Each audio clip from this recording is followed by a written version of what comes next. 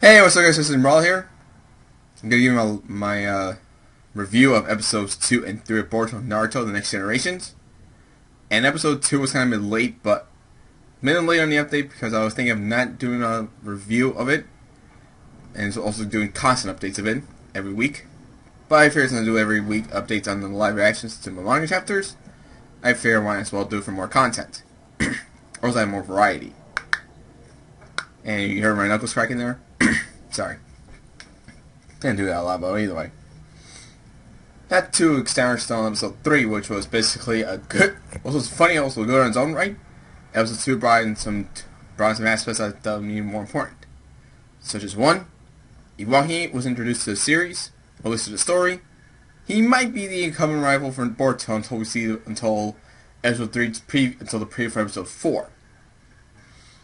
And I'm gonna throw all the theories of things. I think Iwaki is Kawaki because there's no way that just because he wears a white t-shirt and a sleeveless coat doesn't mean that he's one half. Doesn't mean he's not one half. Like he is Kawaki later in the series. Again, he's shrouded in mystery. We do not know anything about him just yet.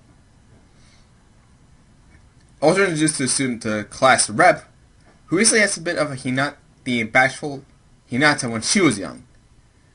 Not any potential love interest for Boruto. Doesn't even says anything. She doesn't even hints at it. No hints at it. There's no hints about it.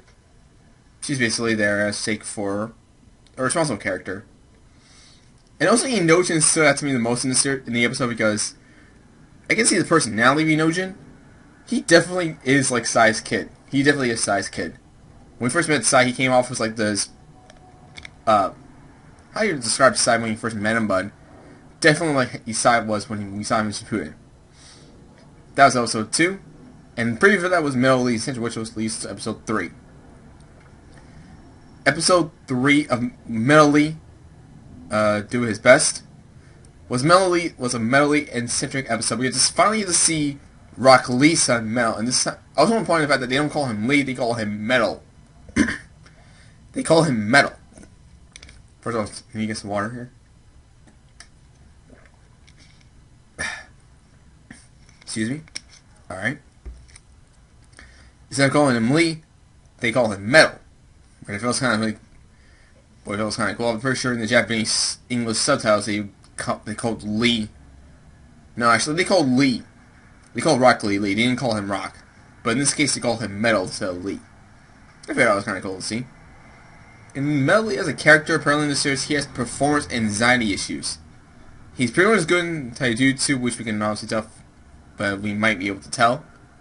But this is good enough. When you threw the shurikens at the targets and able to hit 2 of them at a bullseye target, you can tell that he's already good. But when people see him doing what he's doing, he gets nervous and he gets scared. So they insinuate that he has performance anxiety issues, which he might overcome later down. I'm pretty sure he may overcome later. But has more future down the line. And when Shikida, and when literally see when Shikida, badmouths him about his nervousness, Metal Lee runs off in sadness. That kind of causes to say Shikida came off like where Shikida came off as like a bit bad, like he was bad mouthing to Lee about the metal. So that leads to him being possessed by the shadowy figure that we saw who possessed Denki in the first episode. I'll get to... There's nothing really more to say about that, actually, because, again, it's an explanation to Boruto only seeing that he's the only person to see the chakra, well, that form of chakra, with that one-eye Ten Saigon. I may pronounce the eye wrong, but I'm definitely it's called Ten Saigon. Or something else. If I'm pronouncing that wrong, I'm sorry. That eye only came in the Boruto, in the Naruto the last movie. We only saw it once, but it's part of the Yuga clan's Byakugan. So it's the same chakra that possessed Denki from the first episode that possessed Lee when he was feeling down with being told he was worthless by Shikida. Now aside from I want to talk about Shikida for a second here because Shikida, well actually Shikida in his home life though I should say. Shikida definitely came off as definitely Shikamaru, so he didn't really care about anything. We can obviously tell this guy's already a genius. But the way how... I get to see in his home life Tamari as a mother, though, I have to say, Tamari as a mother, she really is scary. If anything I know from the Naruto series, at least running down from part 1 and part 2 of the original Naruto, Naruto knows why Shikamaru, when we see Tamari as a mother, she is really scary. And it came off, and I realized that earlier episodes of the Naruto series, Naruto realized that why Shikamaru was saying that moms can be really scared when he met his mom, and seeing when she clenched her fists so tight. I can honestly tell what he was referring to. Moms can really be scary, and Tamari is that definition of a mother.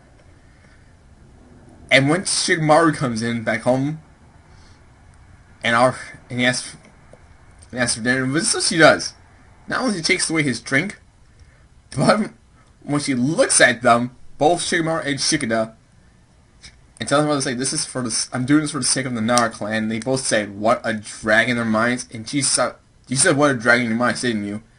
Then, no dinner for you tonight. He literally just stole away their food for the night. Oh my god, Tamari as a mom.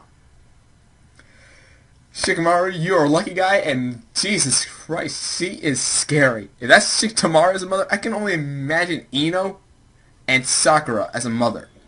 Well, we get to see small clips of Sakura as a mother during the Naruto, in the Boruto movie. But I want to see Ino as a mother towards Inojin. Onward to when Lee gets possessed with a Shadow Chakra, whatever form of chakra that is. He comes in, attacks both Shikida, Inojin, and Boruto.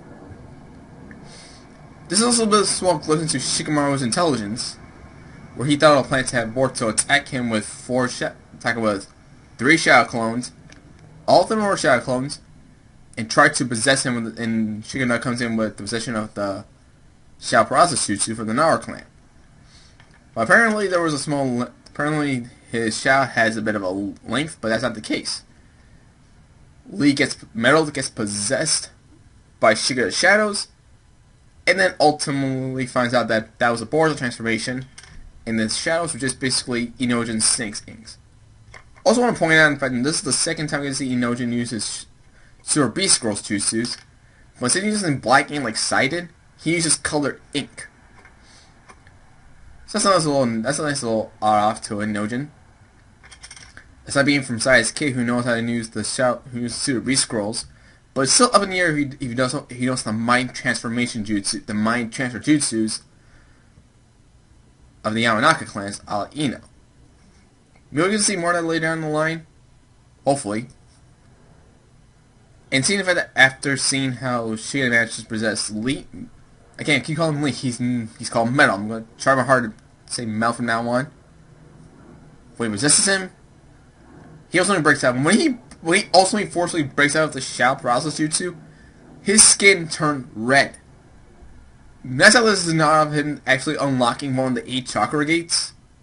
I think the gate of opening was 1 because at his age I'm pretty sure he can only do 1 or maybe 2.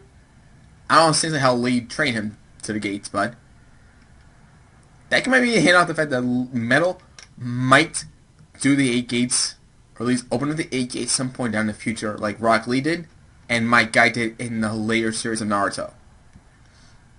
Nice little hints there to a potential future.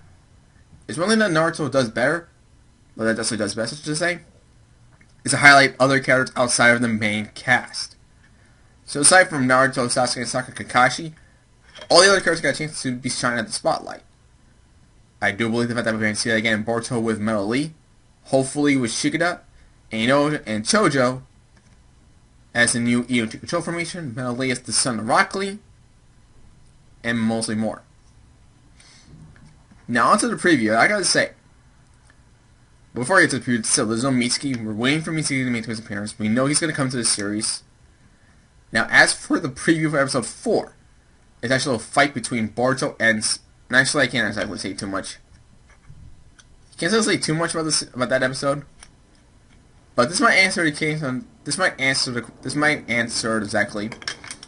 That's not the answer, but will definitely give us this.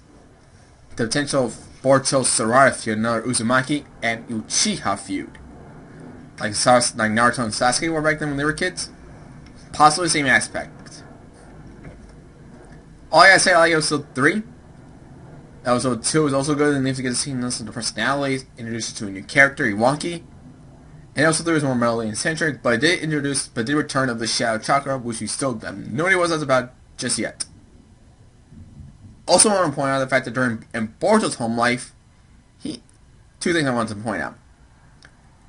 Hinata remembers Neji again, rest in peace Neji, and this is more an explanation. Maybe some of the him with Boruto sound like, hey mom, I got this little thing with my eye, I want to know what the whole deal is. He didn't flat out tell her just yet, but it might be close to later in the episode, a future episode that Boruto might tell Hinata, his mom, that he might have a different Byakugan than how she does. We still don't know exactly we don't know the full extent because the Boruto anime is for a different story than from the manga is doing, or at least from the movie. He has got a string, he has the 10 Saigon in one eye right now. There's still more needs to know about that, at least in Boruto's case, so. I like episode 3 as a whole. Hope you guys like it too. So let me know what you guys think of the episode down in the comments below. And if you like what you saw, leave a like, subscribe, comment down below, and I'll see you again for the next video. Laters!